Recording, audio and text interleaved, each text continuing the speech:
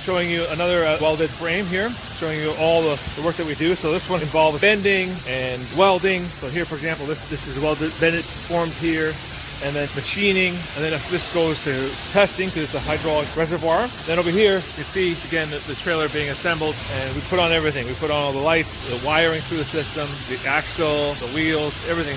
Even this fixture, which will have signs, emergency road closure signs. And then you can see parts here welded up. That's part of the trailers. And again, more welding here. All right, thanks.